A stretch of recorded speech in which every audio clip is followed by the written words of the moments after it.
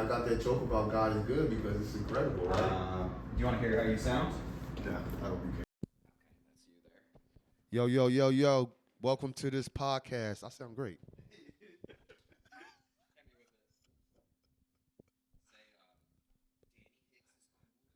Danny Hicks, cool as fuck. Nice guy. Your friendly neighborhood comedian. Welcome to the show. How long you been married? I've been together with my partner. We're not technically married, but I just say married because it's like, You want to speak it into existence. ooh, I like that. You know, I'm dealing with this. Well, I don't want to get the government involved, you know? you shouldn't have to, right? Why should if this shit don't work? I feel like I always do say, though, that I will marry her once I make more money than her. She makes more money than me. I can't be like a fucking loser. That's why you not. That's why you're not marrying her because she make more money than you. I think so. Well, Is at that least- just my excuse, you think? I think that's an excuse, but it's like not even a valid because you have a job, and she don't even give a fuck that she makes more money than you She doesn't think about it at all. at all. So it's No, like she don't us, think about all it at you all. and shit, and that's wonderful to have a person in your life where that's your thing that you're like, oh, we're not getting married because you make too much money. You know what I'm saying? It's such a classic man excuse. You're like, no, I just don't want to marry her because I'm a big dumb man. Yeah. That's like the energy of it for So sure. yeah, so I think that like for that to be your excuse, that's great. Because Are you married? No, No? But are we live? We are live. Yeah. Thank you. I thought there was some type of introduction that you do. No, I like to try and just like let it happen. I like I've that. found that like sometimes if I like because I have an intro. This is Maxie Baby's Big Life. But if I like do it, it like will interrupt the flow because I'm looking for like just like a flow a of natural conversation. organic flow. Yeah, like whatever happens, see how long we can let it rip, you know? Yeah. But you're not married? No. I'm not married. No, you want to be? I'm like you. I don't want the government involved. I don't want to be broke just because it didn't work out at the end. Yeah, that's You fair. know what I'm saying? And I think that's the way to go because if you fuck with me, if you like me, if you really want to marry me or not, be with me, you should also agree that if it don't work out, I also don't want you to be fucked. Yeah, I feel like maybe I just want maybe I want to be proposed to. I want to wear the engagement ring, you know? It's 2026. Is that what you're gonna say when you start making more money than her? Like, all right, now the Now ring, you propose to me. now you got to propose to me. She be like, look, bro, okay, god damn, you Yeah. know what? Fuck it, we not even getting married, and that's what you want. You want to wear them down so that way they don't want to get married. Wear 'em down. You just got to wear them down. One person, Danny, you're seeing right through my facade. you make too much I money. can't let anyone see this. How long have you been in this relationship? We've been together 7 years. That's a 7, lot, 8, right? 8 years almost. And that's so fucking wonderful, bro. Because It's a long time, right? when you look at the landscape of dating and Oh, courting dude. somebody now, it's like, bro, I couldn't I'm do it. tired just talking about it. Are you're on like the apps and stuff trying? I've been talking to a girl, Amber. I think that's just a funny name because she is white, but she's like I've never met a black person named Amber. they're out there, yeah. they're it's out just, there. like less. but It's a smaller percentage. but she acts white. If her Okay. name is Amber, she's in the suburbs. So sure. So, but I met her on Hinge, and we've been talking for like almost a month now, like every day, all day. Like her car just broke down just now, and she's like upset about it. And this is my first time seeing her reacting to like really bad news. And Oh, so this is like your first time seeing and like having an emotional interaction. Interesting. How's it going? That's like an intriguing moment to me. The first Yeah. like conflict. Yeah. Well, but it's not a conflict between you two. But it it's- could be. Right, because the way she banged on me when I felt that energy, like, yeah, let me just call you back because I can tell you're going through and you need some time, and she just hung up on me, Yeah. and I was like, okay, all right, I'm gonna let that slide because you know that was fucked up, but I know you're going. She hung up on you? She just banged on me and shit, and we was FaceTiming and shit, so I was like, all right, like, but because you know when it's some, but you also. But I will say though that I think one of the keys to a long-term relationship is like some days like I come home in a bad mood and I accidentally bring it home with me. You know what I mean? And being able to be like, I mean, I'm still working on this, but being able to be like, let that bad mood just wash over you from your partner, it's so hard. But that's like, Oh, it's such a big part of it because we're all fallible people. You know what I mean? right? And when you And well, go, that's good that you were like, we'll let yeah, this one slide. yeah, 'Cause it because doesn't matter. and she was, and you can tell that it was a big when your car and that she's she got a situation where she needs her car, like she has Yeah, kids but and shit. dude, car stuff is so stressful. Like Do you drive or you I like don't. I'm on the train. I'm on the bus. I'm Yeah. I'm I'm working towards that. But for the meantime, thank God for Paco and the bus I system. kind of prefer public transit. When You you know what I think mean? about it, yeah, Yeah. because my stress level is zero when it comes to me getting any place because I got Lyft. You know what I mean? I And guess that's true. yeah, And also, even if it's like, and especially if it's like going bad, you like, my coworker messaged today and was like, "Hey, the trains just aren't showing up," which you could be stressed about, but you have no control over it, so you have to just exactly. let go. You're like, whatever, it doesn't matter. Let it go, baby. So I've been dealing with her, and I'm like I haven't been even going on the apps no more because like Oh, we look at both agree, this. like, like, yo, we've been talking, and like I'll be like, yo, are you talking to anybody else? She said no, and same vice versa with me. But when a person tells you that, you don't really believe until they show it. Like we have she works, I work, and then after work, if even when I'm doing mics, Does she so ever? Do you ever bring her to Mike's? she came to my first show. Well, she didn't make it, but my first rooftop show.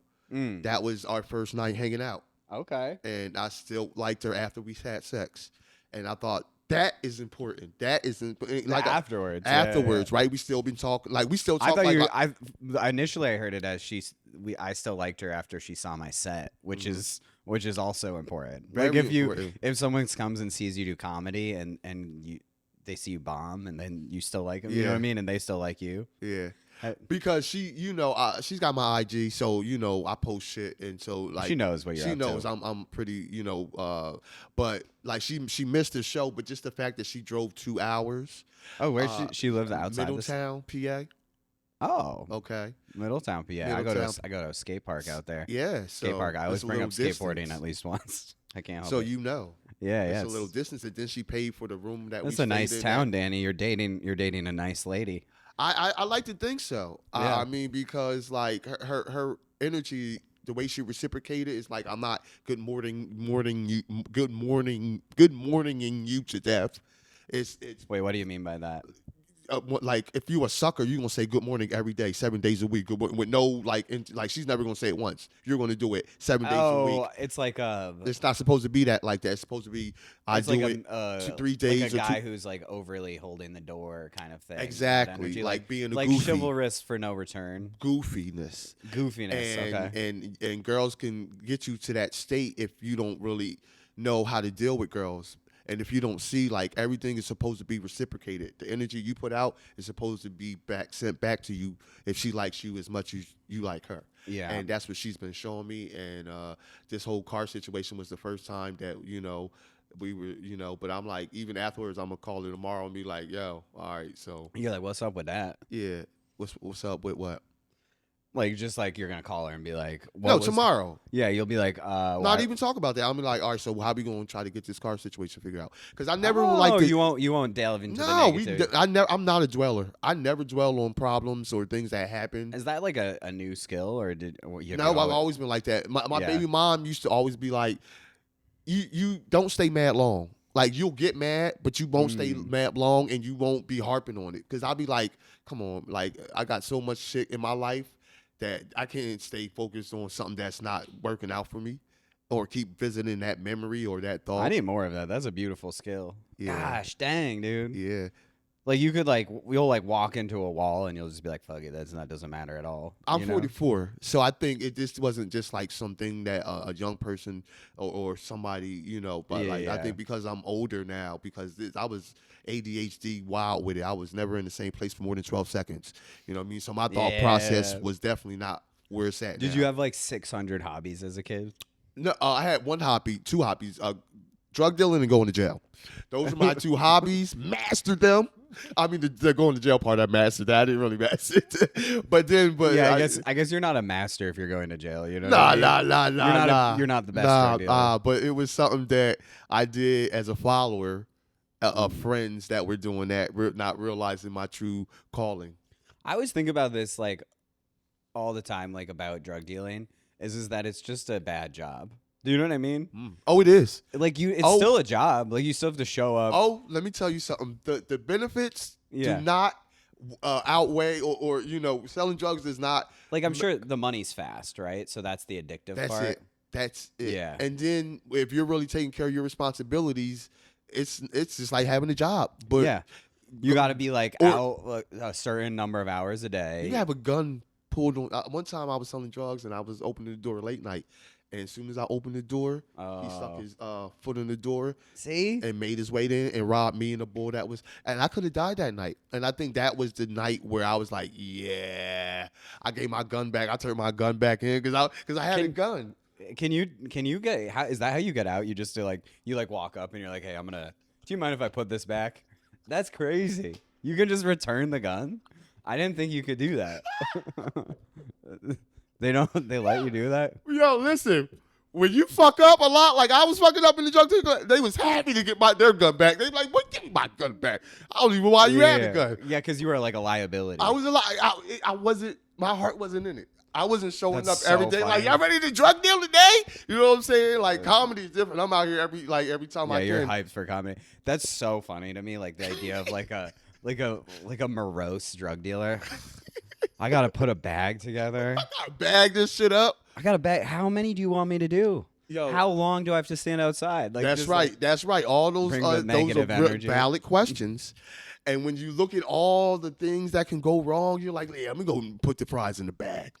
Yeah, I'm I mean, gonna I'd rather just get. That's why I'm always like, it's like to me at this point, like why would you be doing illegal activity when you could just be like a jerk as a boss? Do you know what I mean? Yep. Like if you think about it, like you could just be like what's it called, like invest in real estate and just have no morals. But when you coming up in environments where you don't see that, all you see is the drug dealers Yeah, that sure. live right next door to you. It's so crazy. Like Driving. we're all just reflections of like what we see, right? Exactly. Like we don't know Exactly. how to like escape it if you don't know how to. Exactly. That's why a lot of people get trapped and stuck in that type of mind state, in that type of mind frame, because they it's too late for them to just like think that you can do anything besides what you're doing right now. They just think, man, it's too late. I'm whatever age and I can't be positive and change my life. Yeah. Like I remember I worked as a line cook in Chicago. I lived out there, and I worked with this guy who had never been to the lake. That was like to me such a great capture of like being stuck in your own little world, right? Like the lake was literally a mile away. I remember being like, "Dog, we got to go to the lake." It was so crazy. Do you know what I mean? Like he was a line cook. He'd grown up in Chicago, but he'd never been the mile down the road to the lake. Yeah. It's like not that far away. The escape isn't that far, right? It's like a mile out, but it feels like infinity. It's like when you hear people that say they've never been on a plane. Sure. Yeah. Have you ever been on a plane? I have. Yeah. I've been on a plane before, but but when you hear the people that have not been on planes, and you be like, wow, right? Because like even whores get on planes. Sure. They're going to go whore. Well, I feel like if you're on a plane, you're more of like an escort. You know what I mean? That's like you're in the next level. You're like I was gonna say a newspaper. You're in a newspaper. That's where you're selling yourself. But regular average Joe Schmoes for some reason can't afford to go on a plane on vacation.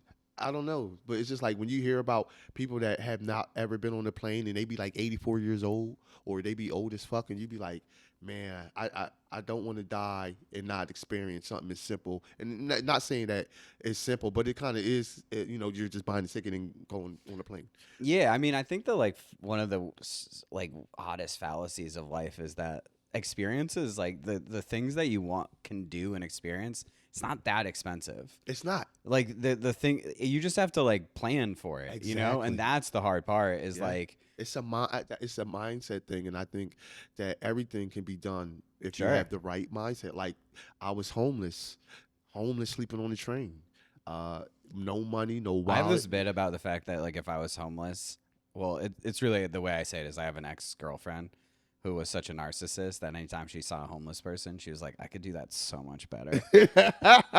And I always think about that. Like I'm like, were you good at being homeless? Yeah, You know? it's different for girls. Being Oh. homeless as a girl, you're not really homeless. You're just like, out there because the Bouncing between opportunities that you're places. gonna have, and if you, But you're like, smart. what were you doing? How? So you were on the All right, train. so I got kicked. I was in the psych ward, and Okay. they you can't stay there forever. I think I was in there for like a week, whatever, and I came out. And they were like, "There's nothing really wrong with, like, physically wrong with No, you." no, you I just just watched this movie last night, and this is a great line from it. This guy had to leave a psych ward because they were like, "Listen, there's nothing physically wrong with you. You're just kind of weird and lonely." And I feel Joker. no, it was that new Eric Andre movie with John The- Cena. Oh, the new one that's on Netflix. Yeah, yeah. Okay, It's fun. I've been seeing that, but yeah, because once you get out the psych ward, depending on how long you've been in there, I came out and I was homeless. The place I was staying at before that incident happened, we were already on our way out. Like the landlord was already in the process of kicking us out. So when I went to the psych ward, when I came out, everything was a done deal. Yeah, you're just like, So I had to sleep on the train for like a week and then go through the process of going to welfare and signing up for a shelter and food stamps so like, what does that look like though when you say you're sleeping on a train? Like, you would just like go into the train station and try all and night, stay on a train for as long as you could. all night, And like, would they like kick you off at no, a certain point? I mean, once you get to Philly, they'll come and make their pass, so you just stand outside, wait for Okay. them to leave, and then you go back. It's an annoyance, Right. but it's not like they're going to arrest you. But, Okay. because they know. Yeah, they're kind of get it. They know, especially if you don't look like, you just, a lot of people are down and out and don't look like they down and out. You got a bunch of bags and shit. But, once Yeah. I was able to secure shelter from the shelter, I think that's when you talk to God the most and the hardest. I Sure. think that's when your prayers really are like sincere and heartfelt, right? Because you have nothing else. That's so crazy. How long were you still doing stand up at the time? No, Yeah, no, yeah. hell no. I was telling jokes on the train, but the bums would nod out. They would start laughing. Yeah, You know what I mean? So, but no, that my I mean, that would mind. be kind of sick if you were like, it was like the comic who started on the street. You know what I mean? You know what I'm saying? Yeah. Because I was man, I was so far from comedy. It was like, you need the basis. You need to meet the criteria of having the basic life things that you need: shelter, job, money. Oh yeah. I mean, I can't imagine like, yeah, how do you write if you're not like in the right place for it? You know You what I don't. mean? Yeah. You don't. But once I secured a job, and I was able to like get up out that shelter. I think I was in there for like maybe a summer, like 3 months. I was in there for and then I got up out of there, and I've been doing comedy and progressing ever since. And That's I'm so like, good. that's only God, because I had nothing but nothing, bro. I left that psych ward with just, The I didn't clothes even on your have a back. hope and a prayer. You know what I'm saying? I left out there cold as hell because it was winter. Ooh. Yeah, see, like that's why. Here's my question. Like, I'm always like, if I was homeless, first thing I would do would be like just like go south as fast as I can. But obviously, it's like it doesn't make sense, right? Because you need to be around people you know. Is that why you stay in the area? Okay, intriguing. Because I called my brother, like my brothers and my mom, and they was just like, because I was already going on a downward spiral Oh, before that. a little bit of tough love. You need a little kick in the pants. Because like they knew I was sleeping on the train, but they was like, I'll send you like $30 or whatever, so you can have a couple of dollars to get something to eat. But you know what I mean, you know what I mean, and Whoa, but you And- did it, dude. You crawled your way out. I think that's the resilient part of me, is that like I never give up, because I don't even know, like, because like when you ain't got nothing, it's hard to give up because you don't even know that you could give up. You know what I'm saying? Oh, that's an option? You know what I'm saying? I just think that Whoa. being resilient is like, you don't even consider that an option, because I think the ADHD in me also is like, because I'm always on go. Like, I always got to find something. Something is going to happen, because everything you get Are past. you on go until you're just asleep? Yeah. Is that kind of it? Yeah. Okay. From morning. And I think that's why I love where I'm at in my life right now, because everything is, I don't have a lot of stress as far as job, my comedy, and that's it. And I think that's really all I care about. I could die tomorrow, and I'm like, that's all I really wanted was just a secure job and be able to make people laugh for a little while. That's, I mean, what a great perspective. It's like, because your reward, it's like it's right there. That's it. I feel like it's like the same thing I've been trying to do, which is like, it sounds like it's about like being present. You know what I mean? Like you're in the moment, so you're enjoying the thing that's happening right Yeah. now. Yeah. Like I'm always like thinking about next or like behind me or like there's something not real at all. You Right. know, some stress that's like could happen. Exactly. Yeah. And instead of just being like, I'm actually already just like here. You know what I mean? We're like, doing like everything's fine. you're doing Like it. I have this nice couch. Nice fucking neighborhood, Yeah, bro. I'm in a nice I felt safe in this neighborhood. Like, where's it's the a nice blacks neighborhood. at? I think I might move here. Joking. But it is a nice neighborhood. I mean, it is very quiet. It's very calm, and I like that. Like when I leave work, like I work in like a very busy area, and when I leave work and come home, it's just like so calm and quiet. And I think that is something that everybody needs in their life is to be able to come home from the chaos of work and come home to a calm, positive environment Yeah, every day. What do you do? Are you? Shipping and receiving manager? We Oh, ship okay. out circuit breakers, like large circuit breakers. I love jobs, dude. That's so funny. Like, I what I've is always, that even? You know what I mean? It's something where you're getting paid because you know you got to be somewhere. Yeah. But the bosses aren't fucking with you. There's no like there's no fucking employee gossip. Like it's just I'm coming to work. We know what Yeah. needs to be done, and then at the end of it, we going home. And I love a job where it's just a job. You know what I mean? because that's all it is. Well, I think that's also like something about getting older. Like I noticed that with my younger coworkers. They'll be like, this and this about, oh, this thing isn't functioning properly at work, and you go, okay, Yeah, that's it. I'm not in charge. That's it. And then it's going to get fixed eventually. So what are you stressing about? Yeah, and like even if I was like if they want me to be in charge or they want me to fix it, come tell me and pay me more. You know what I mean? I'm not getting paid. There's to a think. protocol for shit that gets broke. Because I'm not going to fix it. Yeah, I'm not gonna fix But it. I know y'all got the number of the people that y'all hired to fix Exactly. those. So that's how my mindset is. It's just like we get past Right. everything in our life. There's nothing that we got stuck on that we didn't get past and moved on to the next thing that we thought we was going to get stuck on and got past that and so on and so forth. I'm always curious. Like, so you keep saying you're ADHD, which I feel like is pretty common Yeah. with comics. Yeah. Right. Ebony. I just sent Ebony my Philly's funniest video because I don't have a laptop to clip it. So I sent it to her. She did it for me last year. So she was gracious enough to do it for me this year. She said, boy. Shout out Ebony. One She of said, the boy, best. you got ADHD or something because you kept moving around on the stage. It was hard for me to fucking clip your shit out. And I was just like, damn, like, but you know, that's how I am. I'm animated. But I didn't know that you had to stay. I thought, like, if I don't know. I didn't know why. I don't think you have to do anything because a lot of people move. You're fine. That's just a funny. She's just roasting you. Well, when I looked at the clip, I was like, okay, I see what she is because, like, the way I was moving is like, it's a still camera. And you're like, So funny. Just but bouncing. thank you, Ebony. Always Princess Ebony, Queen Ebony, because like she always holds me down. Like, yeah, man. I just love the community of like-minded people that we are blessed to be a part of. Yeah, it is true. I mean, it is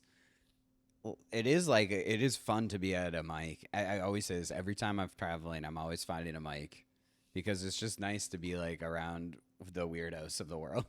We are. Yeah, it's like We are like since just high school. some strange, Probably before then. yeah, just some strange people that you can, and then it's like its own system of hierarchy that exists within it. It's so Right. funny, And you have to You're like- recognize that it's there. yeah, even within the weirdos, there's still hierarchies. Hierarchy, right? And I think that is just one of the gracious things. Just like because you got to know, like you were like this in high school. You were like this before high school.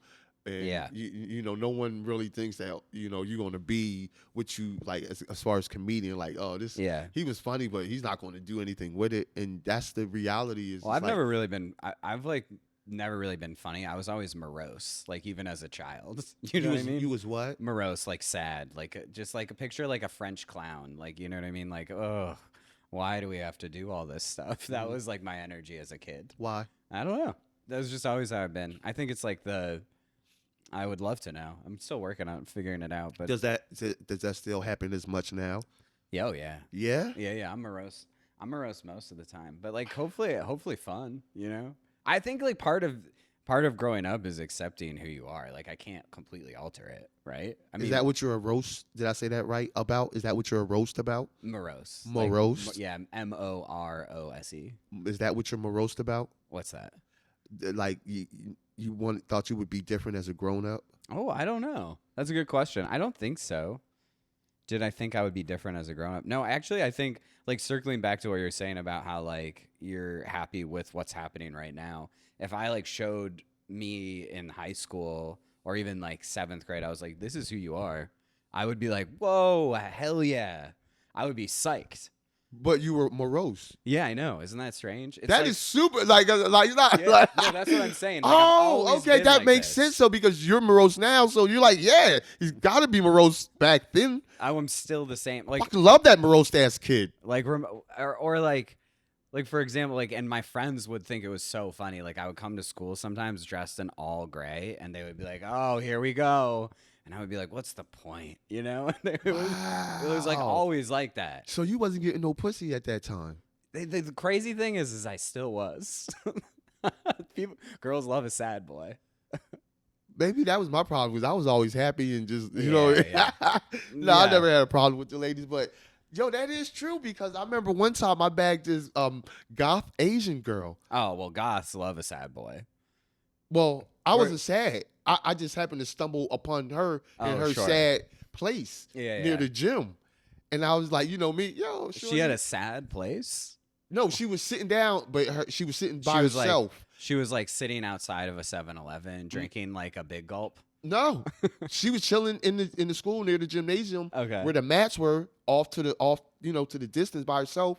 And I peeped it, and I'm like, walking over there, hey, shorty. So Oh, do you consider yourself, are you like a ladies man? No. No? But I know how to engage with the ladies. Well, do you ever like watch like other men talk to women and you're like, what are you doing? Yeah. You know what I'm talking about? Yeah, I do. Where you're like, why are you talking to a woman like that? It's very strange. Like, Because they say that that's what they like, but it's really not. But I think if you look good, you can get away with it. oh, But sure. if you don't have that specific look, then you're a fucking disgusting weirdo. I just don't like what. Yeah, I think I've always enjoyed. I think like I've always enjoyed the company of women beyond wanting to date them. Do Me you know what too. I mean? Yeah, I like yes, friends. So like, yeah. so like to me, it's like I approach any woman like she because could our just be, expectations she are could not just to be my fuck. friend, right? Exactly. Yeah. So Because we don't give a fuck about fucking that much to the point where we can't be friends with a girl. right, exactly. I mean, I'd always rather. I feel like friendship first. Always, the friendship's the best. And I think that I would rather date my friend too, which is. I kinda- think that your relationship that you're in right now, I think that's how it has to be because yeah, she's like my bestie. We love to hang out. Exactly. And most relationships that stand the test of time have that same wording. This Yeah. is my bestie first before we. Yeah, she's cool as fuck. She likes to do the like. We go to the skate park together. We skate together. Oh, It's that's so even tight. better. Yeah, we That's like even doing. doper when y'all have that. Yeah, and we went out. Like we try not to do it too much, but we love going out drinking together. You know what I mean? We love getting ripped up. We do it. We went out Saturday. We went to. Have you ever been to the Trestle Inn? I have not. Oh, okay. We went there Saturday night. They got like go-go dancers and stuff. It was mad fun. I would like to go there one day. Yeah, yeah. It's a good time. You had me at go-go Yeah, I dancers. knew I would. I knew I would. But yo, Honestly, right? Like I never experiences like that is what life is about. Like I've never Yeah. experienced go-go dancers in real time. What? You got to get out more. You know. I How be do you- out. how I do just you- not where the go-go dancers be at. But also, I feel like, are you out mostly just not just, but doing comedy? Because I feel like that's That's basically all I do until I right. get a so then car. you're not Right. going to a bar with go-go dancers if you're doing. Nah, I mean unless You're like, there's do you a want train. me to do a set? You know Unless, what I mean? yeah, like unless there's a train or a bus that goes there, I would definitely. But yeah, my Yeah. areas of just regular people. What do you dancing. think is the weirdest place that you've done stand-up comedy? The weirdest place? Yeah. Okay. The weirdest place. I would have to say in somebody's living room. In Okay. Yeah, in that's Camden. yeah. In It was like a private gig. no. It was they booked me because it was like a Camden like showcasing. Okay. and but they were mostly showcasing rappers, and I just happened to be a comedian from Camden, so they wanted to include me because they see all my clips. But when I got there, I was like, I think this was a bad idea because they was focused more On the rap. on the music, the rap, which is fine.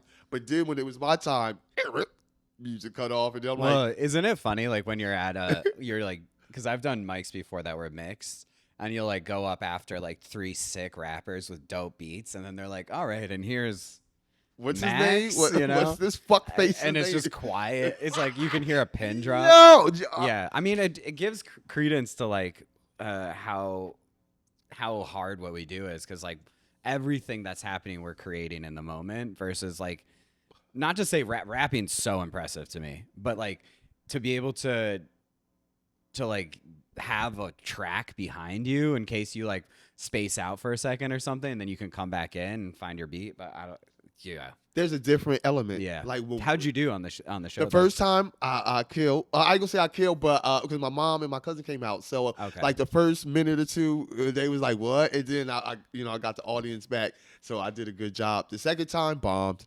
Yeah. Bombed. I bombed so hard where I left there was like, yeah. I don't know why, but I think tonight I might just give up for the rest of my life. Oh, one of those. It was sets. that bad. Like, bro, when you walking home the Yeah. whole time, you just got your head down. You don't care if you get robbed. You don't Oh. care. You just like, man, I don't give a fuck, man. Rob me. Oh man. But yeah.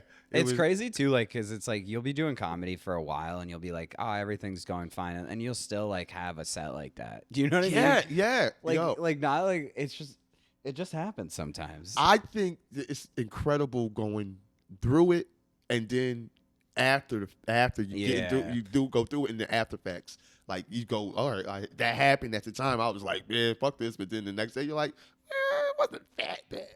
You know what I'm saying? Like I'm still gonna do this again, type shit. You know what I'm saying? Sure. Like I'm never gonna. But at that moment in time, walking, it was like it was late, and I was just like, man.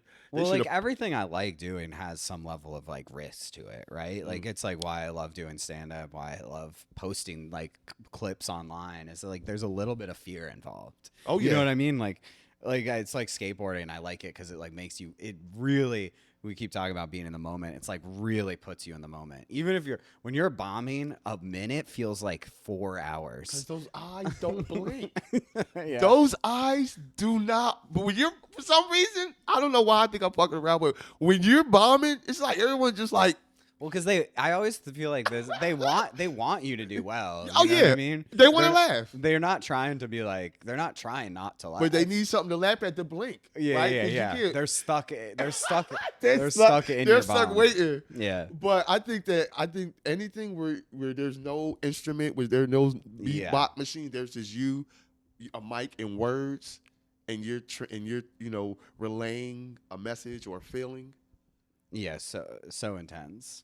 I mean, is. and like I love there's this quote from Josh Johnson, which I love, which is that like stand up is a hard discipline because every time you go out, you're just showing people your thoughts and ideas, and then they're either going, "We like that idea," or they're going, "No, we hate that." Right. And so you have to like then go back home and be like, "Oh, do they hate me?" And it's the closest I think discipline where they kind of do. It feels like they hate you, In that even moment. though it's not you. Do you know what I mean? Right. Yup. It's just like your thought. You hadn't made your thought funny yet, but it's like, oh my god, they hate me. they hate me, right? And you're like, and I think that is the whole thing. Is just like, bro, it's not you. It's just that the moment in between the success. Yeah, and like also like it is you in the sense like you didn't write it funny enough yet. But if they don't hate you, they hate your writing. But it's very close. Or have you ever did a mic in a crowd of people, and everywhere you did that joke killed, but for some reason this crowd wasn't rocking with it, and of you're course. like, I know it's not me because I did this, and then that makes you feel like, well, damn. I mean, that gives you like a little bit of doubt because you're like, all right, so this is the part where you don't really get to see your joke doesn't work everywhere, and you don't even know why because they laugh, haha, and then they stop. You know what I'm saying? Like you I'm get trying them. to. You know what's something I've been thinking a lot about is like, I've been trying because I bartend. It's like I'm like trying to turn off bartending, which is like I make icon like when I'm bartending, I'm looking around at people a lot to see if they need anything. And if I'm doing stand up, I shouldn't be looking around to see if people need anything. Does that make sense? Are you doing that with your eyes, or are you actually going up to them asking, No, "Do you no, no, need not it?" going up to them. That would be. Because that would be fun. like so fucking hilarious if you did that as part of you. Yeah. But like, so are you doing that with your eyes? Because Yeah. I feel like you have to not lock in, but make sure that Interesting. they know that you're not scared to look at them.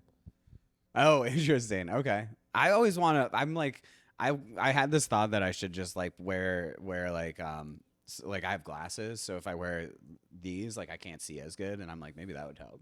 But you think it's good to like lock in with someone? Not lock in, but just look at them, glance, and move on, and just Okay. let people know. Like, I'll look all over this motherfucker in your eyes and talk right directly to you because I always feel like you look up though. Or where do you only when I'm constructing.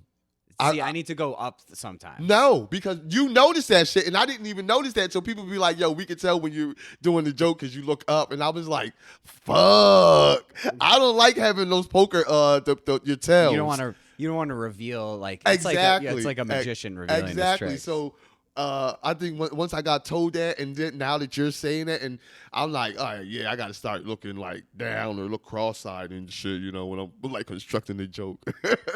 But I like to just look at the crowd because let them know like I'm comfortable saying whatever I'm about to say, and whatever I'm about to say, you're gonna laugh because I'm not saying anything uncomfortable. And I think a lot of comics have. Oh, you're bringing comfort to them. Okay. Yeah.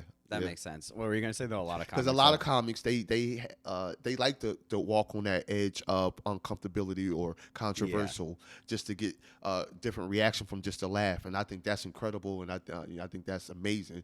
I just never felt that That's not your style. Nah. I'm so self-deprecating that I don't have time to worry about somebody else's shit going on because I got a lot, you know what I mean? And my shit is. Oh, that's a good like attitude. Yeah, if you're like, you can't be like on the edge of cringe if you're already cringing all the time. And my life is cringe. So and your life is cringe. Let's compare notes. Type of shit. And I promise you, this political and everything else that people have the ability to talk about, you won't get that from me.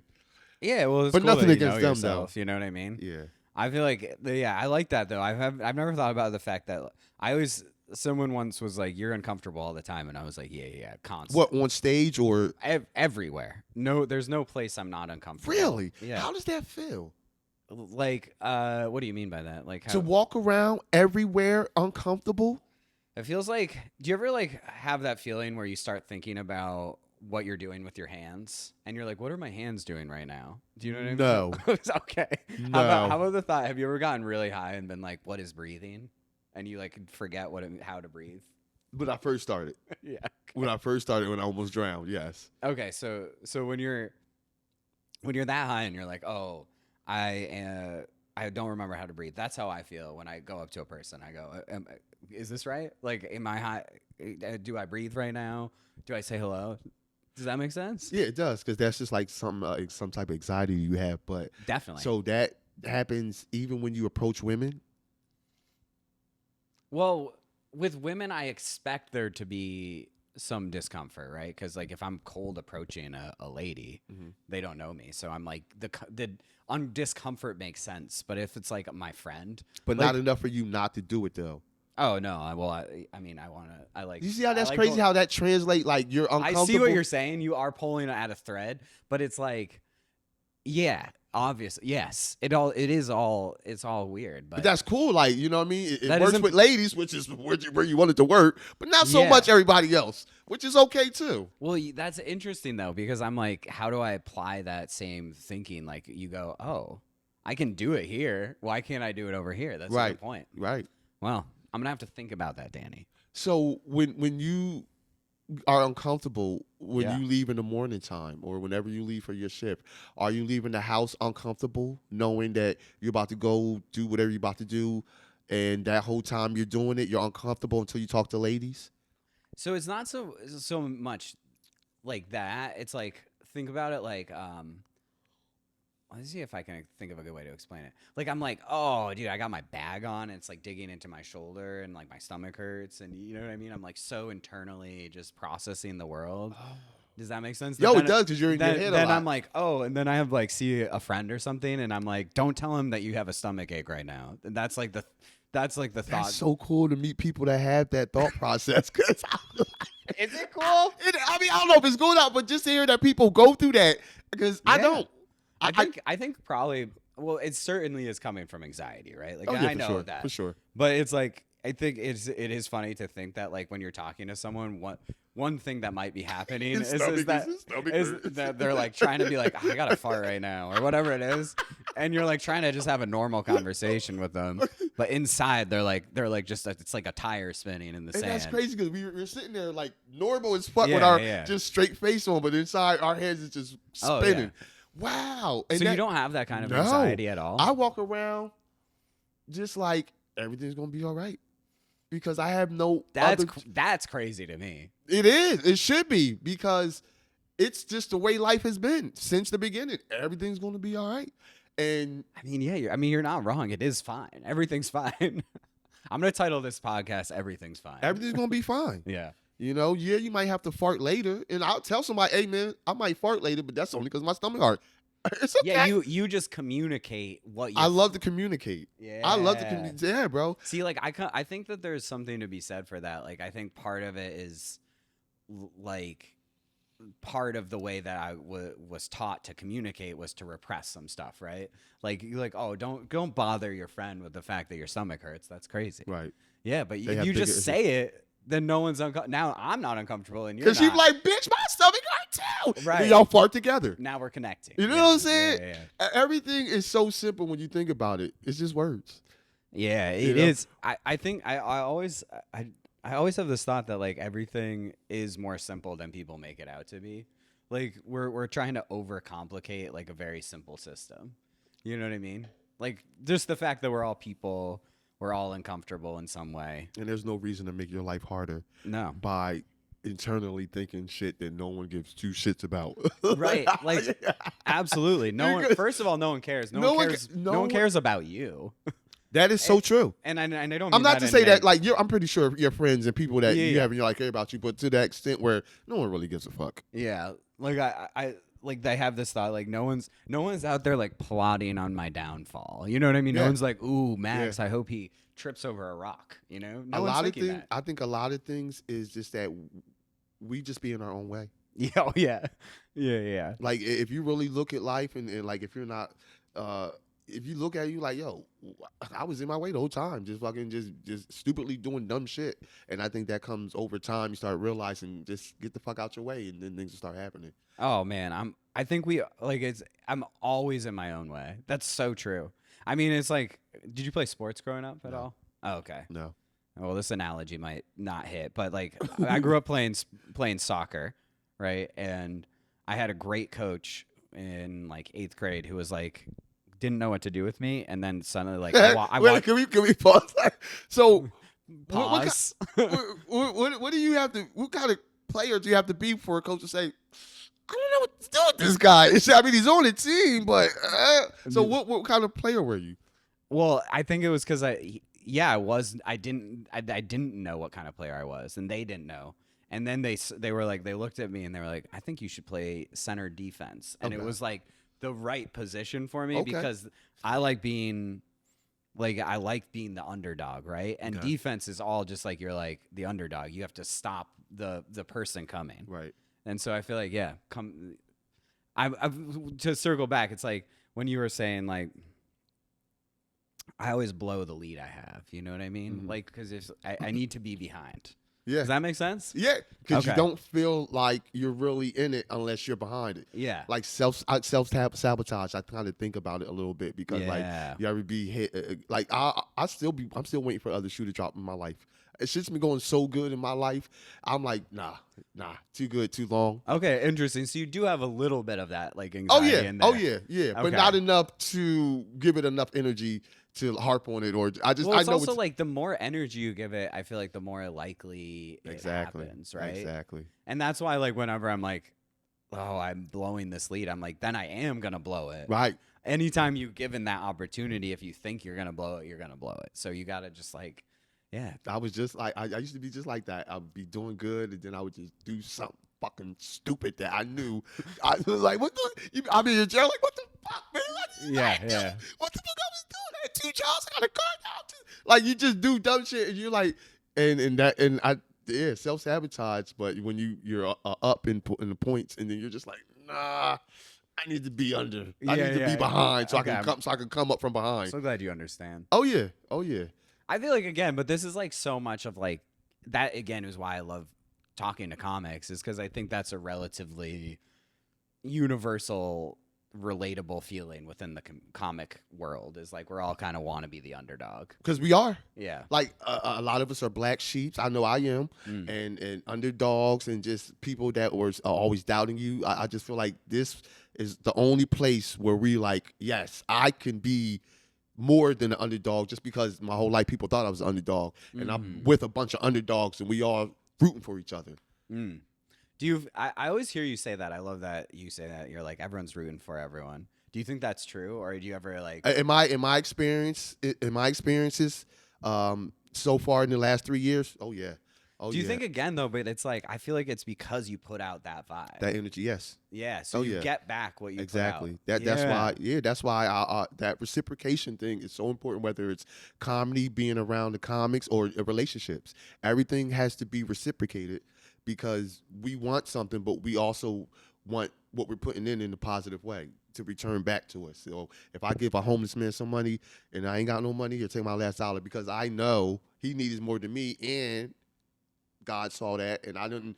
I didn't record that shit. He just asked for me, and I had $1. And I think that the universe respects, and she's like sees stuff like that, and gives it back to you. Yeah, that's beautiful. So you're like, do you always give like if someone's homeless, do you give money to them? Not always, Yeah, yeah, but more. I do it more than not. interesting. I do it more than not because, like, I used to be homeless, but sometimes you just don't be in the mood. Like, you know what I'm saying? You can't, like I have bad days. Like, I mean, listen, bro. Like, I'm going to give more than not, but if you catch me on a bad day, get the fuck out of my face. I'm sorry. I'm just having a bad day. I'll apologize, but I'm Yeah, not. like you're still a human. You know Yeah, what I mean? like, but I'm very relatable to every aspect of people's life, ups and downs. Yeah. More downs than up, though. I mean, I think that's nice. I think that's the good thing about having like a diverse set of experiences. You know what I mean? Like having lived in all different capacities, like from up top to bottom, you really have compassion for other people. It's like easier to see it. I graduated from Cherry Hill East, so I saw that type of lifestyle, suburbs with white kids with Mercedes and just having money to blow, and I'm like, oh shit, this is so different from where I come from. So to be able to see both sides of the track definitely helps you to mold who you become. Oh, did you go to college after? No, I didn't. I went, I think 2 days in college. Okay. Yeah, I'm saying, yeah. So I actually am a college. I went to college. So, but for 2 days, yeah, because I was just sitting in that chair like, nah, this ain't it.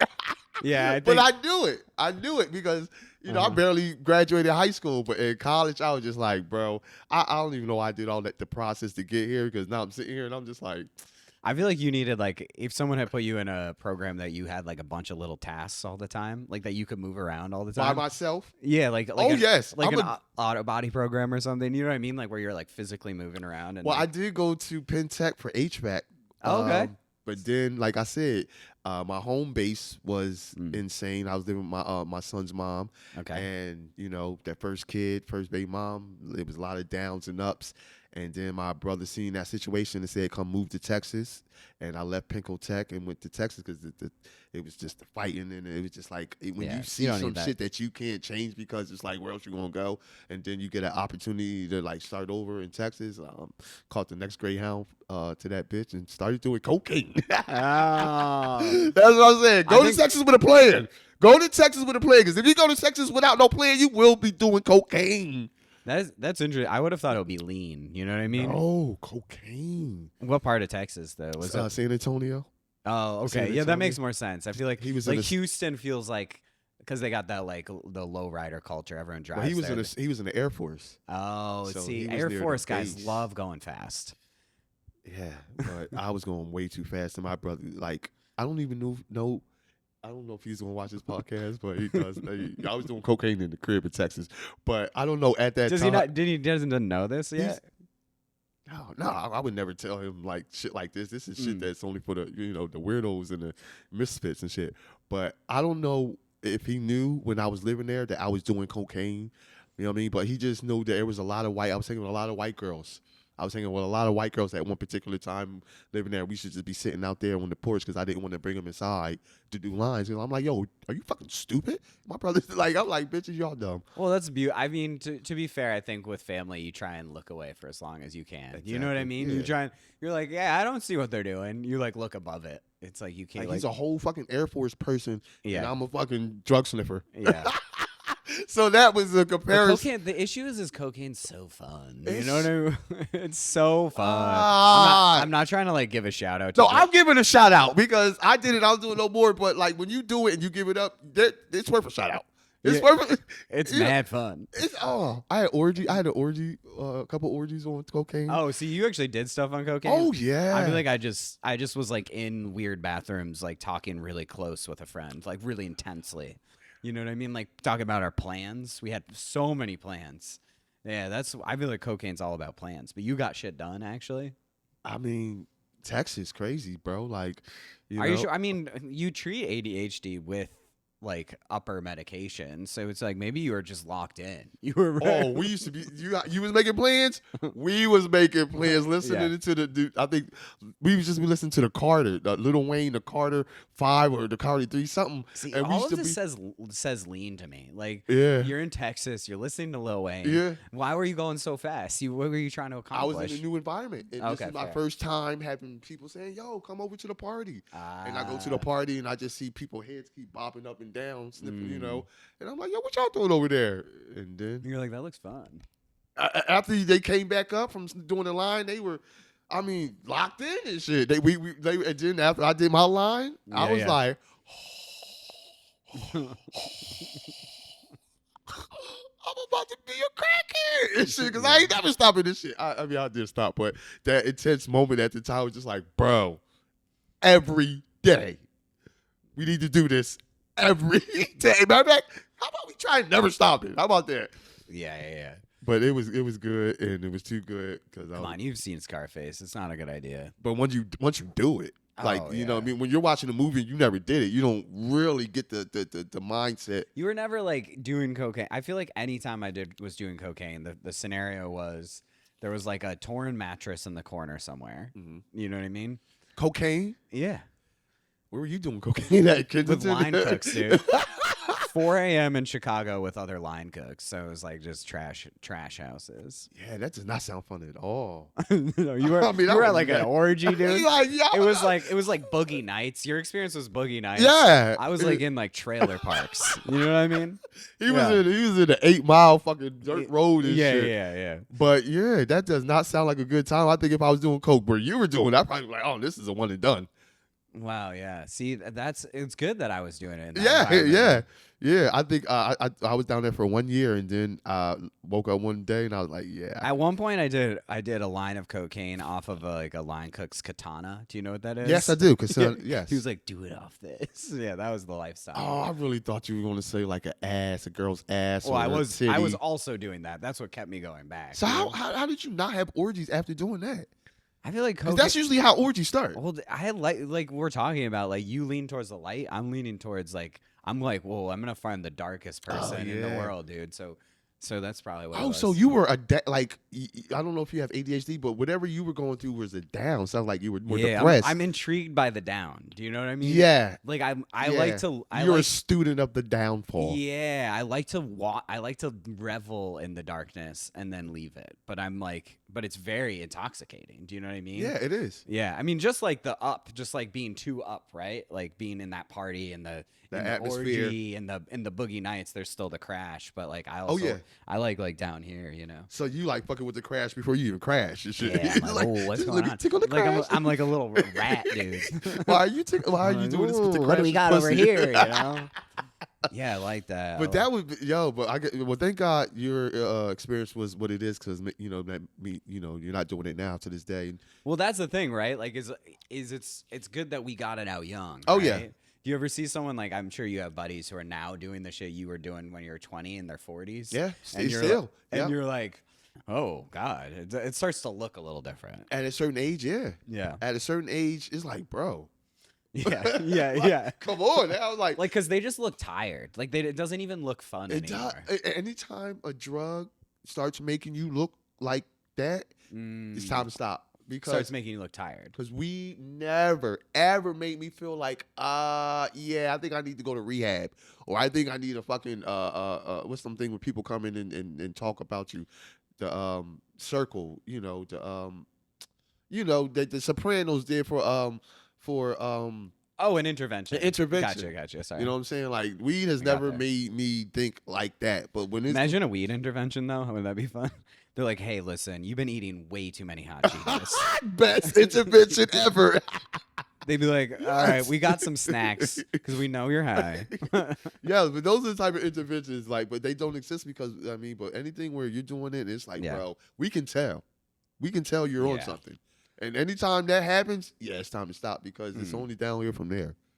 Yeah, I mean, it is true. It is fun how the party slips away from you at some point. So fast. Yeah, it is quick, and you really don't see it from inside it. But if you like took a photo from outside the room, where you're like partying and everyone's like it's like slipping into that, you'd be like, oh, this isn't like that fun anymore. Yep.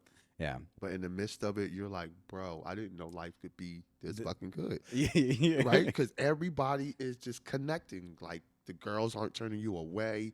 Everybody's just like vibing, and it's like different from any other drug. But it's also like you just got to keep doing it to keep that high up. And it's like, That is the worst part about cocaine, right? Is like that it's just once you're in, you keep having to do it. yeah, It's like a little line. repetition. Yeah, yeah. Like a mouse to cheese. And then over time, I remember I stole my brother's cross, his gold cross, and pawned it Ooh, just so I can go get some more cocaine. And that's shit. so symbolic. I don't know if I don't think I ever told him that, but he did notice that it was missing, and I always wondered why he never pushed the subject more, because it was like, as soon as you walk in his room, that's the first thing you see was his cross. He hung up, and I used to be like, bro, I got it. Like, I'm stealing a fucking crucifix, about to go get cocaine with it. So Yeah. I mean, like that to me is symbolically. I don't think you could sell a more important. You're like, you know what I'm gonna sell is the symbol of Christ. Of It's Christ. so crazy for some devil. that you're like, you know what? Yeah, this is fine. Yeah, Drugs are better. $90, anyway. sure. Oh, dude. Yeah, and pawning things too is always like, Oh, if you're God. when you're in that zone, it feels right. But boy, is it depressing. It is. I It's mean, now you never gotta get what it's know- worth. You walk, and the pawn people know what you're coming in here Oh. with your big ass TV or your fucking tool. They know. Like, everybody's basically a junkie that comes in there selling. Yeah, they know exactly They know what's what that happening. is, but you don't see yourself as that at that time because you're so lost in the sauce. You're just worried about that good time. Yeah, so what got you out of it? What were you doing? You were like, you were just like, I got to get out of here. One day, the cops was looking for me because I had stole some alcohol from the gas station across the highway and ran home. And I was like, making good choices. I'm doing some crackhead shit right now Yeah. because what the fuck am I stealing beer for, bro? Just to and like also like you're stealing beer from the Indian. like somewhere that's like, do you know what I mean? Like, why are you I stealing used to it from go. so- That was my store. Right, Michael. that's what I'm trying to That get was to. my corner store. Like, why are you stealing from the store that's closest to you? You got to go at least like 10 blocks away. Yeah. Yeah. And the cops was looking for me after that situation, and they didn't know where I lived, but they knew I was in the vicinity. Yeah. And I was like, yeah, because he's in the Air Force. I'm not trying to fuck up his shit. So I think I asked for a plane ticket home and moved back home with my mom. And I was like, that was the last time I did coke. That's good. Yeah. So you had to leave the state. I had to leave the state because I seen where it was going. I seen, like, I'm Dude, still in. another like 5 weeks there, you would have been a cowboy. Oh. You'd have a cowboy hat, cowboy boots. You'd be like in fringe. And they don't play in Texas. They Yeah. don't play with if you go to jail, Oh, for like drug charges. anything, Yeah, it's you're crazy, going right? through the ringer.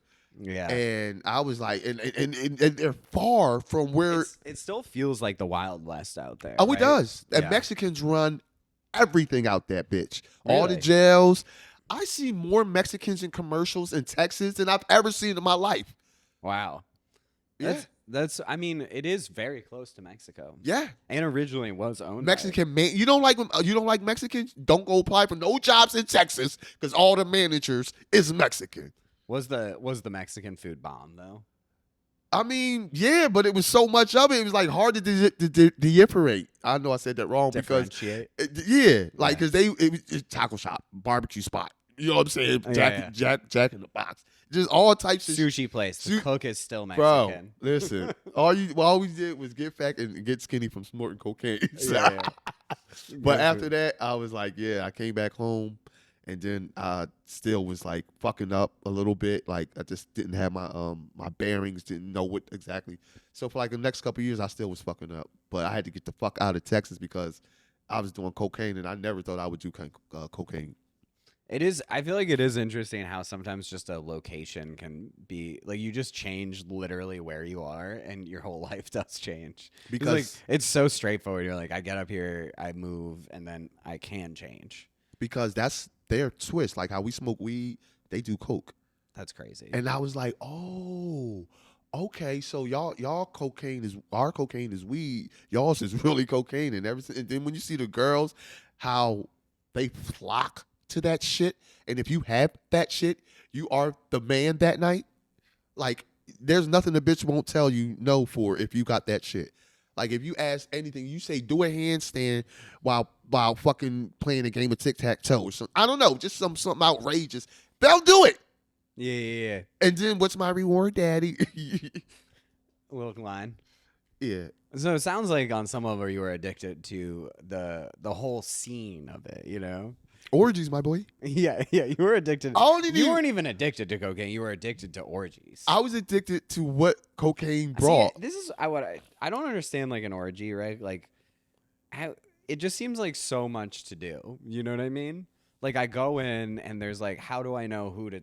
You're like, you know what I mean? You have like so many, like how many hands? See, I think your problem is you would be thinking the same way you think in regular time. Exactly. And that's not the time for that shit. Okay, that's not the time for your brain to be working. Okay, you take your dick out and you just let it do what it do. It's gonna pull you to some good titties. It's gonna pull you in the direction where you need to go. You're a smart man, Danny. I promise you, bro. Turn that bitch off. You don't need your brain in an orgy.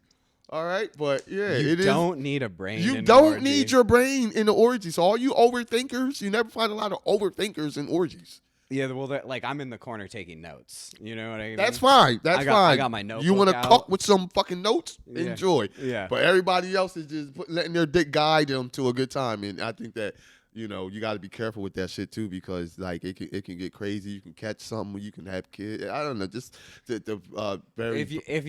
If you ever were like a kid that got made at an orgy, I feel like that's kind of sick though. You come into the world with some sexy vibe. You come in, you're like a kid who's made at an orgy. That is so wild to think about. Yeah, dude. You come in, you're like, I got a lot of sexual energy, and it's because you were made in an orgy.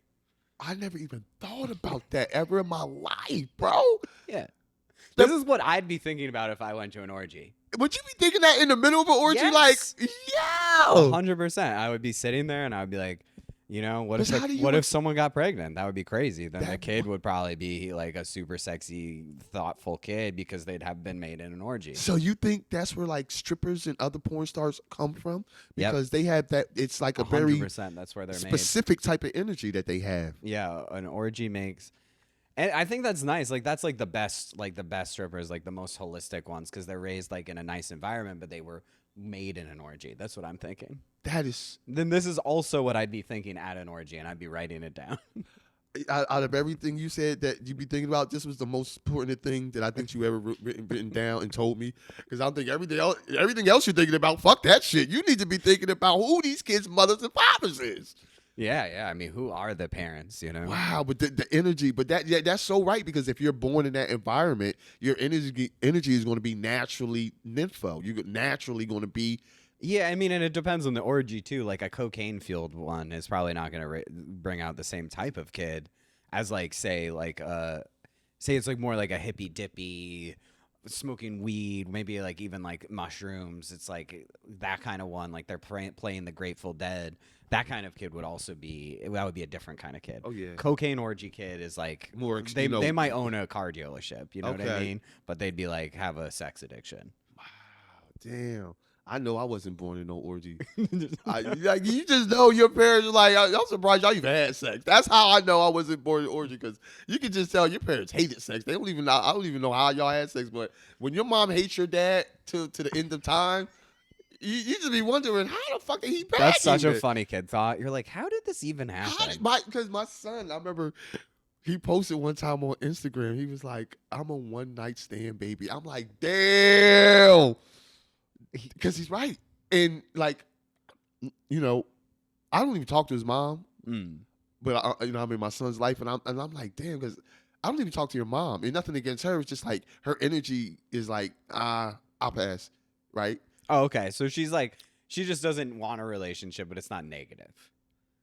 Like she's not like get away from Oh me. no, yeah, no. But She, so okay. but That's I fine. just knew with my time with her that I was like, yeah, I would never willingly deal with you again Mm. after this moment because wow, your energy is just like unnecessarily extreme and just bitter. Yeah, I can't have that. Yeah. So when he wrote that, I'm a one night stand, baby, I'm like, damn, because I didn't think that we wasn't not going to be together until my brother was like, yeah, come to Texas. I was like, yeah, we're not going to be together no more and shit Mm. because you're extreme with your attitude and you're just like a bitter person for like no reason and I think that's because we weren't meant to be together. Never, nonetheless, have a kid. So yeah, it is what it is. But I'm in my kid's life, and they'll always have a dad. But you definitely have to be careful who you Are you like homies with your kid? I wouldn't say homies because they have my son is. I mean, Jesus Christ. I mean, if he didn't look like me, DNA test. If that nigga didn't look just like me, DNA test, because Well, that makes sense though. He's like reacting a little bit to he's the the opposite scenario. of me. Yeah, yeah. He's the opposite of me. That makes me sure he's yours. You know what I mean? 'Cause I'm It's like, such a classic father-son dynamic. right. Yeah, it's very classic. Because he's what I would be if like I had medication or if I wasn't always like hyper and Is he very like by the book? very by the book. Yeah, that's He's- awesome though. That means he's gonna have like he's gonna be an accountant. He's in or- college. He got a job. Yeah, And he don't go out and party. I mean, yeah. He's like I've seen the crazy. I've seen my dad. Yeah, I visited my dad in jail, yeah. and at a young age, I think they came and see me when he was like 6 or 7. And he was like, I don't want to do this. I mean, Smart kid though. very smart kid. And Good he's in reaction to it. He's in college. I only did 2 days. He's on his he just graduated his junior semester or whatever. So I mean, he'll be a junior this year, but just doing extraordinary things. And I'm like, that's great because Yeah, I mean, I always thought that if I had kids, they would be like really into football. You know what I mean? It's like were you? no, not at all. So I feel like it's like your kid kind of reacts to who you are. Like, and if you're kind of like a weirdo, rebellious one, like because I'm like weird artsy guy, Right. that my kids would be like so straight laced. They would be like, oh, Dad, I don't want to go to the museum again. Yeah. You know what I mean? They'd be like, we're gonna go to the football game. So I feel like it's so classic. And that's true because you don't think about that when you have a kid. When you hear you're gonna have a boy, you be like, oh shit, another me. They're like, nah, son, this No, nigga, that's not how it works. He's about to be gay. It's like I'm Yeah. just saying, but he's going to be the opposite of you. But my daughter, Right. that's like I'm like that's me. That like the way you are, you're no. This is all so classic. It's like father son, father daughter dynamics. Yeah. You're really nailing them. Yeah, and I love them. Oh, that's why I think it's so important for you to show your kids. You may not be financially, rich, but as far as being something and doing what you want to do when you put your mind to it, anything's possible. I think that's true. I feel like it's good to like show your kids who you are. Like let them see you, Yep. so they can react to it and however they're going to. Yeah, because if you got a bum ass dad, pretty sure your chances of growing up and being a bum ass nigga are pretty high. Yeah. You know what I'm saying? But if you show your kids, hey, I'm not that rich, I have a job, but I love comedy enough where I'm going to do this shit till I die. And if you see this and you decide you want to do something, follow this blueprint and just keep doing it. Because Work hard at something. At something, anything, because it's so easy to be a bum ass nigga. And if I feel like it's like just good. There, like even I think sometimes people get so fixated. It's like we keep talking about how right, like there's this just that what's happening now is already good, right? You were kind of saying like you're like all I want to do is make someone laugh for a little bit. That's Right. sick. right, And it's like we get so fixated on the success down the road, but I feel like it really is. Oh, it really is just about the action of doing. Go for something, whatever it is. What if you want to be an accountant? Be a dope accountant. Work hard at it. Even drug dealers, they're consistent in selling drugs, doing something bad, doing something that doesn't really amount to shit. But the consistency of you doing it every day is like that's what you're known for. You're known for being a drug dealer because that's what you See, do but every again, day. I'm like, just get a job. You Just know get a what I job, mean? right? I'm just using that example, but you can do something bad, but do it every day and get good at it. Not good That's enough true. to become a kingpin, but good enough to be like, I used to sell drugs and I had a lot of money until I lost it. Same thing with. I guess that teaches you. You're like, oh wow, money really is just like monopoly money. It is. You take it in, especially if you're dealing all in cash. It really starts to feel like it's so fake. Especially if you find something that you want to do and your whole reason for doing it is monetary, then I don't think that that's the thing you really want to do. Because I would do this like when they pay me $30 for a show, I'd be like, bro, I was just happy for the invite. And you get like $30 for 10 Like, minutes. and you gave me money. And you gave me money and Yeah. free beer. It's like, bro, why would I ever stop doing comedy? Tell me that. I get white people giving me. This is the third time this month a white person gave me free weed at a mic. Yeah. I'm never going to stop doing comedy, bro. I fired my drug dealer because white people keep giving me free weed, and my drug dealer looking for them. My drug dealer is looking for them. Yeah. He's like, stop giving him. Stop giving them weed, bro. Y'all sold my clients and shit, but yo, it's like It's just because like there's a lot of like hippie white people in comedy like who are growing their own weed. You know what I mean? Yes. They got And too much. They give it out. It's nice. They say Danny Hicks. I was smoking. I was thinking about you. I was like, well, think on, brother. Think on. Because like, who doesn't appreciate just being thought up on some weed tip? Like, bro, I mean, it's great to be thought of on comedy tip, but being thought up just when the niggas smoking weed, like, you know what? Danny Hicks. And then they go see you like, yo, I got these two joints I was thinking about. I'll be like, bro, listen, bro, I love you. That's right? so nice, dude. It is. Yeah, people are thinking about you in the right ways. And the right way. And I think that's the energy that you want. You're like, hey, you think about me while you get high? That's dope, dude. That's dope, bro. Yeah. Because, I mean, like, you don't be thinking about shit like that. When you smoke, I'm just thinking about, whatever the fuck. Oh, I mean, don't get me started on what I'm thinking about when I'm I high. don't know. I don't even want to know what you think about sober, okay? Because I'll be damned to see what your thought process is like when you get some weed in you. You know that like meme of like Zach Galifianakis and there's like the board behind it with all the scribbling on it? That's what it's like. Damn. So you don't smoke? Oh, no, I still do because I like it. Like I said, I like being like a little rat scurrying around, dude. That's Just weird. like, "Arr," you know? Because I would think it would be so intense that it wouldn't even be good. I mean, I don't do it like I'm not gonna like get really high and try and have like a really good social interaction. You know what I mean? Like, could you get high and tell jokes on stage? I have before, but usually it's pretty weird. What, like that internal feeling? Yeah, I'm just like, oh my god. He just got up there and said, "Oh my god, this is real." yeah. Like you're just like suddenly you're like, oh, there's people. Yeah, people are real. There's people.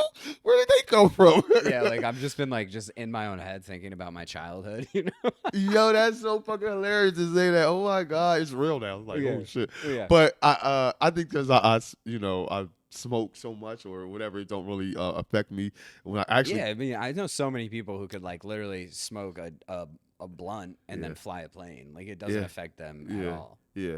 Because Right. they, put time in. But for people that don't really, and Yeah. then because that's a whole different. I mean, like after I finish this spot, I'm probably gonna eat like a massive edible and just go So- fly into the night. So are you more of an edible taker or Yeah, a yeah. flower smoker? I like doing both, but I prefer edibles. I'm an edible guy. Because again, it's like I'm always into things that are a little bit like, whoa, what's gonna happen? And I like when you're like, sometimes you'll just be like hanging out, you ate an edible like with your friends, and then you're like, it's happening. Is it? You know what I mean? It starts like you can feel the weed like kind of creeping. Oh, see, I don't get that. I like because weed is instantaneous, right? A little bit. But I would love to have that feeling like it's happening where you're sitting with your friends. Yeah, you got to do edibles, dude. I would love to do edible, but I'll be like scared to buy them because I'll be scared that they not gonna work, right? I mean, yeah. And that's a risk you take with that shit with the edibles. I'll give you some edibles next time I see you. I have some, so I'll just give you some. Yo, if you give me, See? that'd be dope because number 4. if they work, number fucking 4, baby. Yeah. You're never going to get free weed if you don't talk. and communicate. You know what I mean? But Yeah. yeah, because Holly Huff, you know Holly Huff, the Yeah. comedian. She gave me some edibles, 2 packs of edibles, and she told me they might not work, and I was like, nah, that's impossible. And she was so right because Did you go? Did you? Were they like from a store? they were from her doctor or wherever she got them Oh, from. that's weird. Right? I feel like the store stuff should work, but I feel like the way that they, because it has to be so like structured, the way that they extract it, it like is very specific in how it hits you. So maybe if you're like a aged stoner, it's not gonna hit in the same way. Oh, I don't so I know. didn't even think about that, right? Because if you're, like, am I a pie? I wouldn't call myself a pothead. I'm a leisure smoker up every day, but like, Yeah, leisure smoker. because Yeah, leisure, yeah. because leisure is what, like once in a while, Yeah, leisure is like I do it leisurely, like casually. leisurely, like Yeah. every day and shit. So my tolerance for that might not work for Yeah, you'd have to take like a massive dosage, maybe. I don't know. Like I have a uncle who's like in his 70s, like real aged stoner, like been smoking weed his whole life. That's that, dope. He still says groovy, like that kind of stuff. It's right? awesome. Like It's nobody awesome. that's on crack or those hard drugs are living Yeah, dude, he's having that. a great time. Yeah, and that's Yeah. why I think that it will forever be in my life because it's like Yeah. It's like one of your buddies. You guys hang out. it's never done me wrong. It's always been there for me during my darkest times. You know what I mean? During my highest times, it's always been there. Never judged me. Never talked about my mom. You know what I'm saying? Never tried to beat me up. You know what I'm saying? Weed has Yeah. always been my BFF, and to the day I die, that's the way it's gonna be. That's tight, dude.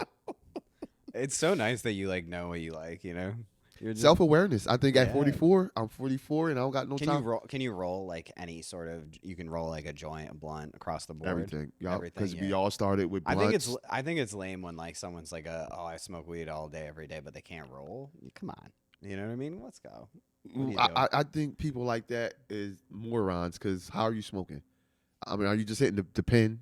Are you just like? Well, the 'Cause pen, I'm not into the pen. me You know what I neither. mean? Come on. I don't like that either. I think part of the weed thing is that Experience. Yeah, it needs to be a flower. You should be sharing it with friends. Right, Like, a exactly. pen just it makes it too much like nicotine. You know what I mean? Exactly. Where it's Yes. like Yes, you it's hit like thoughtless. The consumption of it has no. It's like just put a Zen in, bro. Like we just- get it. There's no camaraderie. Yeah, there's no. I mean, yeah, you it can also it removes the soul of it. It's like the Ex- same thing as like the way that we've taken mass production of vegetables and stuff and meat, and we've like pushed it away. It's like the good stuff is like closest to the vegetable, closest to the growth. do know? you do you think this food that we're eating now is poison with the crazy shit that they be putting in it? Besides the shit I don't that, think it's like so specifically poison, but it's definitely like our food system's fucked up. Certainly, I mean it has been. Industrialized food is bad for you. You know what I mean? McDonald's and shit like that. Well, definitely fast food, but like I'm talking more like generally like if you think about like the agricultural practices that we employ across the country, Mhm. it depletes nutrients from vegetables like literally. So what you're eating doesn't have as much nutrient in it anymore. Right, because Yeah. they're like brown, like Well, it's just like okay, so if you think about it like this, I'm like my wifey is like nerdy about gardening, so I'm taking some of her knowledge.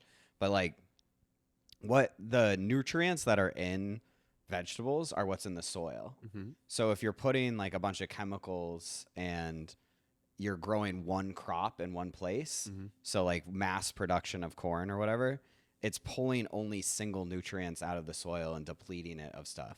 So if aged like farming practices, you would rotate crops so that different crops pull different things from the Okay. ground. Okay, I so get that it. you're getting more balanced minerals and stuff. But in if they're your mass vegetables. produced, they're only getting just that one thing, and then you're also applying like all these pesticides and stuff, chemicals. which even if it's not like inherently in the food, right? It's like some of those chemicals are getting in. And So it's again, it's adding depletion from it.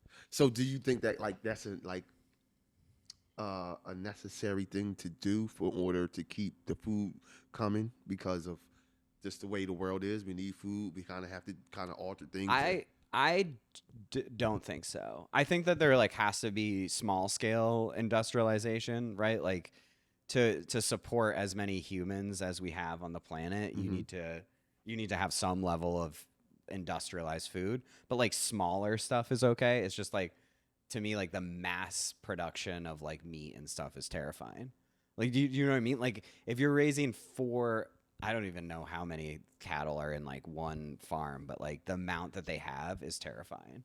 So it's like it's and like you were talking about like the energy of things passes on. Like if all of our animals are crammed into spaces and scared and full of antibiotics, that's coming to us. So I don't know. I'm getting lost in it a little. And then that'd make us Yeah, all like however the animal was, just exactly. cramped and just Yeah, bothered and angry and shit like that. exactly. Yeah. So I mean, like to me, it's not even like a conspiracy theory so much. It's just That's a like kind of reality, right? it's just what's happening. Yeah, where are we getting all these burgers from? I mean, Yeah. why McDonald's selling they sell a couple billions a year, Yeah. right? I mean, how many cows y'all got in these motherfucking houses and drones like that? Yeah, it's like spooky to think about, but I don't know. I think it's like well, because like for example, there are tons of local farms in just like around Philly, right? There's Mhm. like so many farm. This is great farmland, and we could all be getting more stuff from it, but it takes a little bit more thought and practice. And like, could those farms sustain a city of this size? I don't know. That's an interesting question, though. It would be cool if it could. I don't think that the corporate people would want to invest in something that they would have to spend a lot of money to do it right. Oh no, definitely not. I mean, that's the thing. It's like all baseline how to make the most money. That's it. Yeah. Because if it costs more money and it's taking money out their pocket in order for us to be fed healthy, Yeah. then they're like, nah, son, what are we doing, bro? We trying to make. Yeah, because they're eating fine. You know what I mean? Though They, like, you know, they don't eat that shit. they're not Like, eating that. I mean, that's why that Burger King dude that ate the yeah, burger, yeah, no, the McDonald's. the one? McDonald's Yeah, dude that yeah, ate the yeah, burger I was was just gonna like, say that. I can't get it.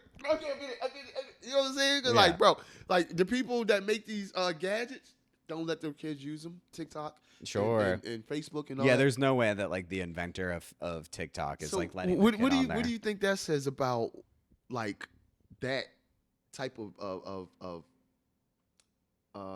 just You mean like situation in life where damn we really at the bottom of the thing where the 1% or whatever is not even letting their kids do the shit that we're letting our kids read a tablet and have a Facebook account and Roblox. I And mean my theories is like it's always been the same. Like you know what I mean? Like if you like took I was goofing around with someone else about this exact same thing, which is like if you took you and me, right, and put us into like 1650 France, you and I would be the same. We'd be doing the exact same thing. You and I would be like, "Hey, you want to try and fucking make some people laugh?" I don't know. I don't know what to do. I'd still be a bartender. You'd probably still be like selling stuff from a store. You'd be Right. helping Yeah. shipping and delivery. Be the same. We'd just be trying to get into the castle to impress the king. It's not like, you know what I mean? It's not Do you like think that's how it was back in the day? Like everybody was the court jester had a job at yeah, of course. Best Buy. Yeah. Come And then on. afterwards, you were like, y'all gotta go do my Senate to pass the palace. Yeah, yeah. So it's like, You're like, yo, that's fucking hilarious. I've been doing a mic down at the tavern. Down at the tavern. Hopefully the squire will see me and get it up to the king. So But like, and then the like 1%, like just say like the royalty. Right. Of course, they're treating their kids way different than like they're not letting their kids eat the same thing that a peasant's eating. yeah. You know? So we're fucking peasants, bro. Yeah, we're peasants. We're fucking peasants. We are the peasants. Because I be thinking like, bro, like if we and we're doing fine. We're like townspeople. You know what I mean? We're like, do you think like that 1% are not good people? I think to get to that level of wealth, you have to step on some people. So I'm not no judgment there. But that's just a fact, right? Like, Yeah.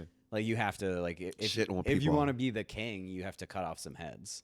So it's like who we have in power right now. It's like yeah, that's how it works. That fucking sucks. The fact that we're good peasants And I think it's dope, dude. You know I what I mean, mean? it's good, but it's like the only Like, thing we really worry about is money, bro. Imagine you and me just back in like 1650. We're hanging out in a bar. It would be the same. We're hanging out in a bar. We'd be like, oh, dude, we wouldn't have cell phones, so it'd be sick. We'd have tablets. We wouldn't have paper because it'd be 1650. We would have big ass stone tablets and shit. I'd be like, yo, what did you write this week? I'm so stuck on this bit, dude. I lost my hammer in my fucking thing. Yeah. And then a bard would come in and you'd be like, fuck, this bard's so good. And he'd blow us all out of the water. And you'd be like, I hate fucking following this guy. You know what I mean? Yeah. Jesus Christ, you really went to depth with that thought process. This Took is us how all the way back to 1960s. This is where my brain goes. Yo, I love that shit, bro. But yeah, man, I think that's great. That Yeah, I don't know. I mean, the only thing we really worry about is money. Other than that, you know what I'm saying? It's like, fuck. You're saying you're worried about money? Well, I'm not. I don't. I mean, yeah, because we're regular Joe Schmoes. We're always worried about money. But if I didn't have to worry about money, I would just do comedy and take my kids on trips and shit. Well, I mean, I always say yeah, I do. I mean, obviously, I podcast for no money. Like, I'm not making anything from this, but it would be dope if I could just do this and like explore the world and write and like hang out with my family. You don't do this like regularly because I'll be seeing your. No, posts. I mean, I do it regularly. I'm just not getting paid for it yet. So is it because you're not monetized yet? You have to have like 10,000.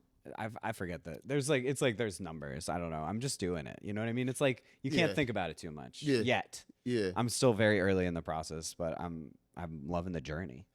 I agree as well because when I was first got on TikTok and they was like when they first came out, you have to have $1,000 to get monetized and shit. 1,000 followers. 1,000 followers. Okay. Excuse me.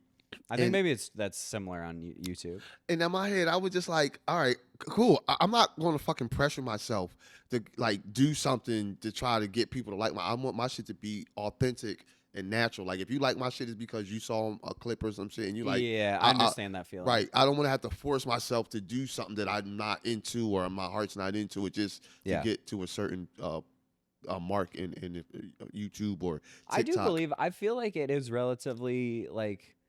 I know that people like you can put money in to help boost stuff and like pay for ads and stuff, which I think is fine. Do it when you're ready for it. But I think it is relatively fair. It's like an open mic.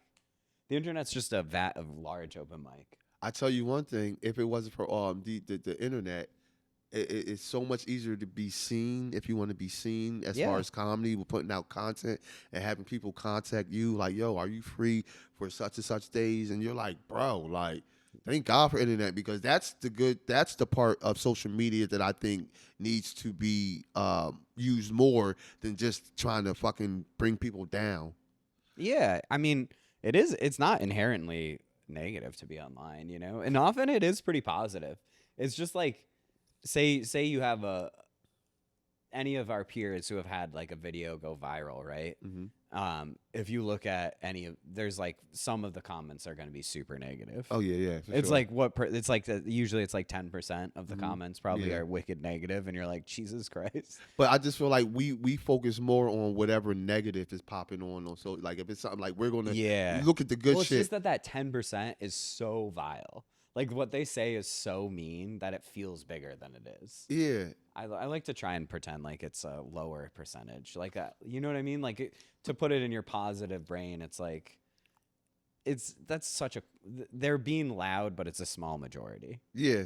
And I think they try to throw it in there, like, because your algorithm may just be like comedian and all comics, because that's all my algorithm is comics and funny stuff like that. But then once in a while they'll try to throw in like a fight video or something and like this. Get this out and of you here. and you'll hurry up and scream like, bro, I dead ass don't pay no more than 3 seconds. If I see something like violence or just not what my algorithm is on, then I hurry up and get it off, because the more time you spend watching it, they're like, oh, he likes it. Send another. Yeah. Send another. Yes. I feel like they can even see like the dilation of your pupils. Like it's like that's how they know. They're like sense they're like, "Ooh, you liked that, didn't you? Your eyes dilated." I'm like, "Nah, get out of here." We're the product. Yeah. We're the product, right? I mean, that's an interesting query, right? We're the product because they're feeding off our feelings and our emotions when we watch something to trigger something. Oh, this is what he. I don't know how it works. The internet is beyond my comprehension. But it is a good tool, Right. you know. And I think, like you said, it's like it is generally positive. Right. I don't know. But I would just hate to be an influencer, meaning I have to fucking, all right, let me go fucking make this video about blah, blah, blah, because that's my source of income. I also think it's like, to me, that kind of makes me think about if people give shit to someone who does like commercials, right? And you're like, yeah, but like, what's the numbers? Like, if someone comes up to me and they're like, hey, can you make this video for $1 million? I'm like, oh yeah, probably. You know what I mean? The numbers. Depends how much I'm being offered. Because like, I was watching. I'm sorry, I didn't mean to cut you off, but I was to what you were saying. I was watching Kev on Stage, another comedian, and he was just like when he used to work at one of those Def Jam digital joints, and somebody came in that had like a bunch of flowers, and they got paid $60,000 for a 30-second video, a 30-second promotional video, like $60,000, and he was looking at that shit. He was like, what the fuck? And he was like, yo, what am I doing this shit? And I'm like, yo, like, no, it's just like, you just gotta keep, I don't know. Yeah, it's all. Yeah, that is weird though, right? Okay, but I'm gonna bring it back again to the 1650s. Let's go. It's the same. We're time traveling, baby. It's just like the internet is like the town crier. You know what I mean? There's just like a guy in the square, and he's like, oh, Danny Hicks is doing good. And then some guy's like, fuck that guy. And that's the internet. Fuck that guy. Yeah, just one guy from like a drunk ass asshole in a bar. He's like, Danny Hicks, fuck that guy. You know, it's like just like some guy. And then everybody piling on and shit. Yeah. So it's like it's just human behavior, but like we have the beauty of being behind a wall, which makes people feel brave. Well, I appreciate the community that I'm a part of for it, where I'm like, that's what I'm focused on. Everything else, because before I started doing comedy for the last 2 years consistently, my algorithm was like, we don't know what the fuck this guy likes. Yeah, I mean, I think that's right. I think if you're a comic, you should really be into a lot of stuff. Yeah, like that's how you get information. That's right? how your whole life is going to be based on podcasts, comedy, television shows. Like everything you want to do is going to want to revolve around laughter and making people happy. My algorithm is mostly like old Asian women making cool dumplings. I like those ladies too. Yeah, they're cool. Because it's like right? 3 sisters, and they be the rapping. Ones? They be rapping in their Dude, language. fire. I'm like, yo, where can I download this shit? Yeah. That shit fire and shit, bro. But and that's the thing about the internet, is like it does bring you closer to cultures that you would otherwise never get to experience. You know what I mean? So if you take good with the bad, you always want to go for the good, because there is way more good, but they always try to jab in some bad. Yeah, they got to throw that in. You got to jab in the bad, because that's just the way of the world. Yeah, well, Danny, this has been a blast, man. I've had a blast talking to you. Yeah, you want to promote anything before you get out of here? Nothing. I'll come out in 3 weeks. Wait, say that again? I'll probably come out in 3 weeks, so if you have like a show or something. I have nothing. I'm just micing it up. Open mics Tuesday at Brownies. Topside Wednesdays at High Note in Jersey, Haddonfield Township, and then on Thursdays at Topside on Market Street. Did I say that already? I said Brownies. You said them all. That was the ones that I go to. So, but I mean, I'm just out here. Yeah, and if you want to book them, what's your Insta? Danny_Hicks_comedy. Easy to find. And this has been Maxie Baby's Big Life. If you watched this far, just hit that like and subscribe button. I appreciate you watching. If you're looking for me on Instagram, I'm on. And Maxie y'all come Baby's do his Big Life. podcast. This was the most naturally, like, fun. I didn't even look at the camera once, because it's like, bro. Yeah, it's just a conversation, right? Best Just two fucking guys conversation on the hanging couch out. ever. Thank you so thanks much for having me. Thank you guys. Bye, y'all. This was awesome, bro. Good. Yo, you got the right format of just letting it flow.